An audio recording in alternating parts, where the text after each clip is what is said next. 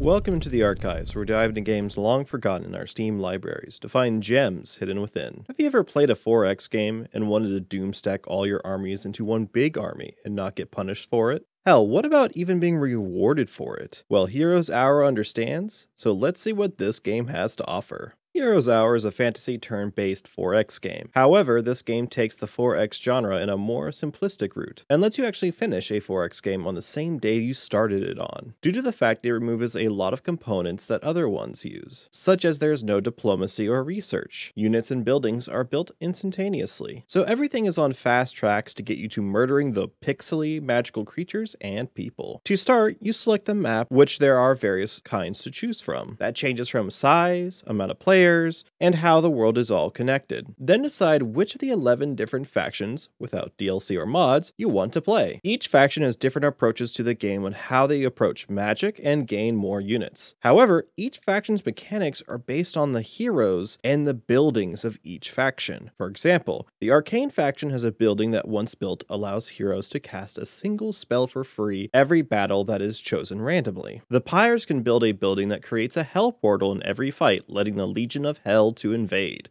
Heroes tend to have a special starter skill that other factions don't have. Then the rest of their skill tree is filled up with the usual basic skills they all get, like the Order faction, bust their armies after casting a spell, or the Decay faction, heroes applying an undeath curse on their enemies to take them over. Each faction does have its own units that have a basic stage and an expert stage. Usually to get them to their expert stage, you just need to upgrade the corresponding building that lets you build them. Then have your hero upgrade their units in the city. Let's get into city building real fast. Each city works basically the same in the sense that every turn you can build a single building, instantaneously, but only one. Each building will cost some resources, most likely gold, and or special resources, like ore, timber, and etc. Some buildings will unlock new mechanics for the faction, hire heroes, trade resources for money, and most importantly, to build units. Each city can build a certain amount of units each week. See, when a turn passes, it counts as a day. Once 7 days have passed, everything sort of gets a refresh. So each city makes buildings that give you the ability to make certain units, and sometimes other buildings will increase the amount you are allowed to make for that city in a week. Most units are also made instantly by spending mostly gold, and sometimes other resources based on the unit. The game does limit what building you can build by the city's level. On the bottom left hand side on the city making screen, you can see a level which is increased by building buildings. Levels will get you more access to different buildings and occasionally will give a city buff, such as every week getting a bundle of supplies. Maybe it'll give all your heroes increased spell power, or just let you build a lot more archers. Speaking of heroes, they're going to be the most important unit. See, you can technically make armies without a hero. However, heroes have such an impact that not having one is a big detriment. Each hero has a set of stats that basically boil down how strong they are in fighting and how good they are at casting spells. These stats slowly increase as they level up, and they gain a skill or upgrade a skill. Skills can affect the army they lead, the nation as a whole, or just the hero. Each hero can cast spells, which spells are earned various ways. You can learn them from your city after building certain buildings, find them on the Overworld, or certain skills will also teach you random spells as well. There are no heroes that cannot cast spells as far as I'm aware. Plus, each hero also has an inventory system to collect magic items that they can equip. Items can just increase base stats, but also can provide additional skills or upgrade the skill if they already have it. Items sometimes have a legendary value if you have 3 of a special set. It will tell you in their description if they have something like that. We got our hero and our army. Now, to set off. The overworld is pretty straightforward. You have a special interest locations like buildings when captured give resources every turn, and special buildings that can have all sorts of stuff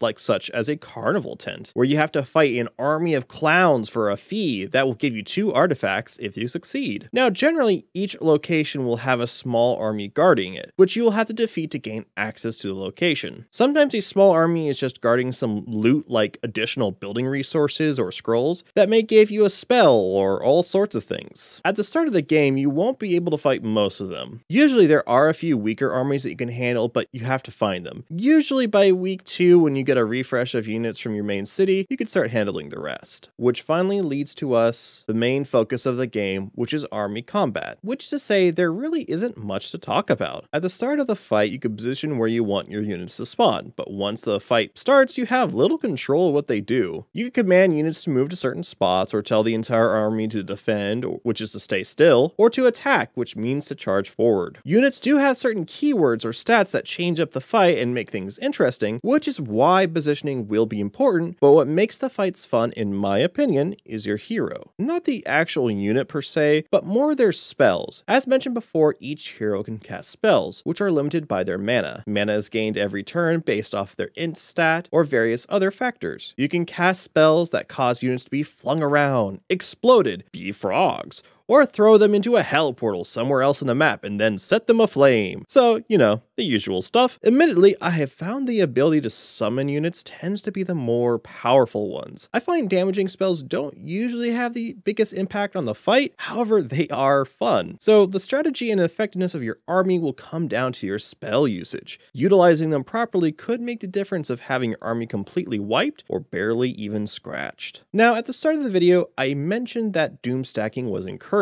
Why is that the case if spells are what I think is the biggest draw in battles? For those who don't know, doom stacking is when a game where you can build armies, you try to put all your eggs in one basket. So all your best units that you can cram to a single army goes out and destroys the world. In normal 4X games, doom stacking is a strategy, but usually the punishment is that your opponent could try to take advantage of the fact that almost all your resources are in one spot. Well, in this game, it encourages it. As in fights, you are limited by the amount of units you can have on the battlefield at one time based on their power, but the rest will follow up as reinforcements. How many can you have in your army? There isn't a limit. Your strongest hero tends to buff your entire army, so the entire doom stack is now also jacked. You can auto-complete battles in the overworld that don't have a hero, so you don't even have to bother with the weak ones. One of the most important things is a skill called bodyguard. You see, anytime you hire a hero from any of your cities, they automatically gain the bodyguard skill. This skill looks at your strongest army and compares it to the new hero's army. If your strongest army is considerably stronger than this hero's army, it will give an army free summoned units to a certain power cap based on the skill's level, and the strongest army's power level, which means a hero which may have 2 dudes in its group, while your other army has all the dragons and gods of the world in one spot, suddenly that hero with the 2 dudes has a bunch of powerful dudes for free. The best part is when some of the summoned ones die, they come back after a few days. So you can just have these extra armies protecting your weak points while your doom stack goes forth and conquers. Something strange I've noticed is the AI doesn't seem to have this mechanic with its extra heroes. I'm not sure why. Possibly a balancing issue. Final thing I want to talk about before we end this off is the fact when you take over a city, you gain that city's faction benefits. So if you're an order faction and you take over a pyre city, you gain access to their buildings and heroes, meaning that your holy army of order and justice now also has a hell portal releasing the legions of hell. Lucky for you, your people don't care. They just want to commit genocide to the opposing army regardless who is their allies. Hell, there's just a skill that changes all units in an army to blight creatures. There is no repercussions civilization-wise at all. So stand in line, become a goop monster. So did I enjoy Heroes Hour? You know, coming into it, not expecting it to be a deep game, it was pretty enjoyable. It was nice to load up the game and be able to start and finish it in one sitting. There are a couple issues like the AI seemingly being able to grow armies considerably better than you in the early game, and the tutorial AI kicked my butt even though I was following the instructions to a T. That being said, with over 10 hours of game time, I'd say it's a nice, fuck it, make the big blob of pixels fight kind of game. So if gathering all your armies into one spot and colliding with your opponent's doom stack for a giant silly battle sounds fun to you, maybe give Heroes Hour a chance.